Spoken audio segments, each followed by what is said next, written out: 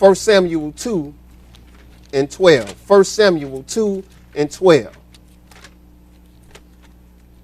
1 Samuel 2 and 12.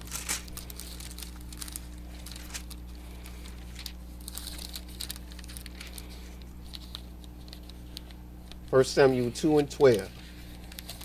When you get it, brother, go ahead. Okay. Now the sons of Eli were sons of Belial. They knew not the Lord. He said now they were sons of Belial. In other words, they were sons of foolishness. They had foolishness on their mind. And they ain't know the Lord. Because if you got foolishness on your mind, you don't know God. Because God is a God of knowledge, not a God of foolishness. Go ahead. And the priest's custom was the people, and the priest's custom was with the people was that they, with any man offered sacrifice, the priest's servant came while the flesh was yet in seething, with a flesh hook of 3 teeth in his hand, and it struck it into the pan or kettle or cauldron or pot. All that the flesh hook brought up, the priest took for himself. So they did in Shiloh until all the day the Israelites that came thither. Also, before they burnt the fat, the priest's servant came and said to the man that sacrificed, "Give flesh to roast for the priest, for he will not have sodden flesh of thee, but raw. And if any man said unto him, let them not fail to burn the fat." So now they just, hey man, give me mine raw right now. Go ahead. And then they take as much as their soul desire. Then he would answer him, "Nay, but thou shalt give it to me now, and if not, I will take it by force." So they sending their servants over there. They gonna gangster the meat. They ain't want to do nothing. The Lord said, they say, man, I ain't waiting for you to do all that. Give me mine raw. And he try to tell them, look, man, why don't you let me just burn the fat off first? Then you can take what you want. No, give it to me now, or I'm gonna take it. So these guys was not doing right before the eyes of God. Go ahead. Verse 17, wherefore the sin of the young men was very great before the Lord, for men abhorred the offering of the Lord. Now, their sin was great before the Lord. But let's see what the Lord is going to say about Eli's house. Let's go to 1 Samuel 3 and verse 11. 1 Samuel 3 and verse 11. And the Lord said to Samuel, behold, I will do a thing in Israel at which both ears of every one that heareth shall tingle. In that day I will perform against Eli things which I have spoken concerning his house. When I began, I will also make an end. So the Lord passed judgment on Eli's house because his sons were so wicked. And he said, I'm going to do this. Go ahead.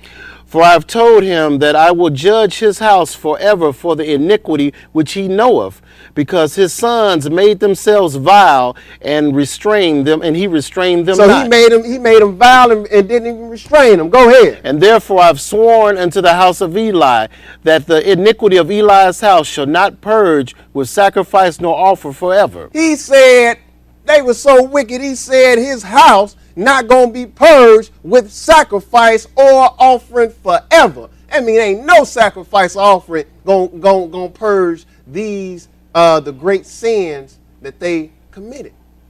Because instead of sinning, they should have been obeying.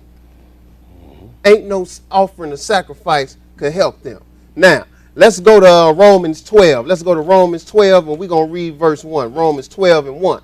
Because if you want to sacrifice to God, this is what kind of sacrifice you are supposed to be. Romans 12 and verse 1. Go ahead. I beseech you, therefore, brethren, by the mercies of God, that ye present your bodies a living sacrifice, holy, acceptable unto God, which is your reasonable service. He said, present your bodies a living sacrifice. Be a living sacrifice. Holy, acceptable unto God, which is your reasonable service. Now let's go to Romans 7. Let's go to Romans 7, and we're going to read verse 12. Romans 7 and verse 12. Get it. Go ahead, brother. Wherefore the law is holy, and the commandment holy, and just and good. Then he said, present yourselves a living sacrifice, holy, acceptable unto the Lord. That's He right. just said the law is holy and just, and the commandment holy and just and good. The law is good. Let's go to Romans 2 and 11. Let's go to Romans 2, and we're going to read verse 11. Go ahead, brother. For there is no respect of persons with God. For as many as I have as sinned without the law shall also perish without the law. And as many as have sinned in the law shall be judged by the law. For not the hearers of the law are just before God, but the doers of the law are just. Now this shall is be Paul. justified. This is the Apostle Paul. He said, for not the hearers of the law are just before God. He said, but the doers of the law shall be justified. And it don't make a difference whether you a Jew or a Greek. Let's go to Revelation 22 and verse 11. Revelation 22 and verse 11. Go ahead. He that is unjust, let him be unjust still. He that is filthy, let him be filthy still. And he that is righteous, let him be righteous still. And he that is holy, let him be holy still. Go ahead. And behold, I come quickly, and my reward is with me, to give every man according to his work shall be. According as your work shall be. So your actions are what's going to cause your reward. Your reward is going to be according to your actions. Go ahead. Verse 13, I am Alpha and Omega, the beginning and the end, the first and the last. You know this is Jesus. Go ahead. Blessed are they that do his commandments. We are not under the law, we under grace. He said, blessed are they that do his commandments. Go ahead. That they may have the right to the tree of life. And if you want the right to the tree of life, you must keep the commandments. Adam, the access to the tree of life was taken away from Adam, that easy access, when he sinned. And he's letting you know now, you blessed if you do his commandments. So don't feel bad if you're trying to keep the commandments of God and people coming against you. You blessed. They came against the master.